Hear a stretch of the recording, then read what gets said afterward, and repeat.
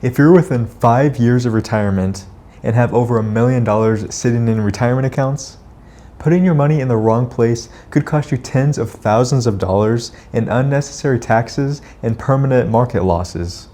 The biggest mistake I see as a financial planner is people being too aggressive with their investments or too conservative.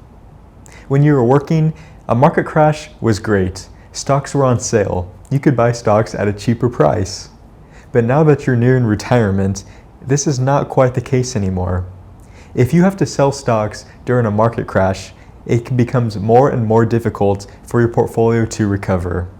Today, I'm going to show you how to invest your money after retirement using a stress-tested 3-bucket approach designed to give you consistent income and keep as much money away from the IRS as possible.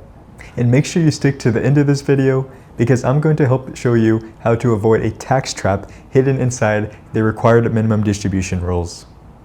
But before we begin, my name is Andrew Matz. I'm a financial planner at Oak Road Wealth Management, and we specialize in helping pre-retirees and retirees with $1 to $2 million saved for retirement create a confident retirement plan. Let's start with bucket 1. This is your immediate cash guard. The purpose of this is not to make you rich, it's to give you liquidity and peace of mind. It's essentially an emergency fund for retirees. You have money to cover your expenses for the next at least 12 months with this bucket without having to worry about what the stock market is doing. As a quick example, if you needed $8,000 a month to cover all of your expenses and you had $3,000 a month coming in from Social Security, then this emergency fund should be able to cover a year's worth of $5,000 a month. So that around $60,000 in total, at least at the minimum, in this bucket to help safeguard against market crashes, just things coming up, and be able to cover your expenses. You do need to be careful about where you do keep this money at though. You don't want it in stocks, not really even long-term bonds either. The safest place for this money is in a savings account, hopefully have some yield, as well as money market funds, things like that. Now bucket 2 is the income engine. We often see retirees holding around 40% of their portfolio inside of this bucket, generally speaking. And keep in mind, this does not include the money that's inside of bucket 1 or the emergency fund. The goal of this bucket is to have consistent growth, steady growth. It's not going to be super high, but we have guardrails in place with this so that if the stock market crashes, this bucket is not going to crash near as much. Inside of this bucket, you're typically going to be investing in bonds, corporate bonds, treasury bonds, municipal bonds, all different types of diversified bonds are inside of this bucket. Bonds help provide a cushion when the stock market is down and if you need to draw money out of your portfolio. And generally speaking, they help avoid the really big ups and downs that happen when you have an all-stock portfolio. And this brings us to bucket 3, which is the growth core. We often see retirees allocating around 60% to this bucket. Again, this doesn't include bucket 1 again. So 60% in this bucket, 40% in bucket 2, and about 1 year's worth or more of expenses in bucket 1. The goal of this bucket is to outpace inflation and make sure that your money is going to last for the rest of your life. So it's very important that you utilize this bucket. A lot of retirees make the mistake of putting all their money into bucket 1 and 2, but they're too scared to put their money into this bucket because there's bigger market swings in this bucket. However, what they're not realizing is how big of a risk inflation is. Inflation slowly eats away at your purchasing power. $1 today does not buy the same amount as $1 tomorrow, and especially not in a 15 or 30-year retirement horizon.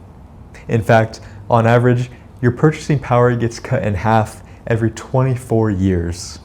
In bucket 3, you probably guessed it, we're investing in stocks, both domestic here in the United States and international stocks as well. Typically, we use funds that are low cost and track indexes. Over a very long time horizon, which includes retirement of up to 30 years or more, I have a high probability that this bucket is going to be up significantly. Even though throughout those 30 years, there's going to be big swings, there's going to be big drops. and those can be very painful at the time. But the purpose of this bucket is to aggressively compound so that your net worth can keep up with the rising cost of everything else. Now, let's talk about that tax trap that I mentioned to you. If you have built up your significant nest egg inside a traditional 401k or IRA, you have a ticking tax bomb on your hands. When you're in your 70s, the IRS is going to force you to take money out of your IRA, and this is what's called a required minimum distribution. When that happens, you pay an ordinary income tax, and it's just like regular income, so it pushes you up into higher and higher tax brackets, raises your Medicare premiums. It can force a lot of unnecessary taxes that you probably don't even realize. And if you have all of those stocks in bucket 3 inside of a traditional IRA, likely what's going to happen is the account value is going to just keep going up and up and up. So when you reach that RMD age, you have a very large balance that the IRS now forces you to slowly take out. What you can consider doing is doing systematic Roth conversions to move chunks of your traditional IRA into a Roth IRA, especially during lower taxable income years and probably before you're required to do RMDs. When you do this, you're paying the tax now on the converted amount, but from now on, all that growth in that account is 100% tax-free, including the stocks in bucket 3. Managing your money after retirement is not about beating the market, it's about securing your life. If you could use some help managing your investments in retirement, please click the link in the description below to schedule an introductory call with us to see if we might be a good fit for each other.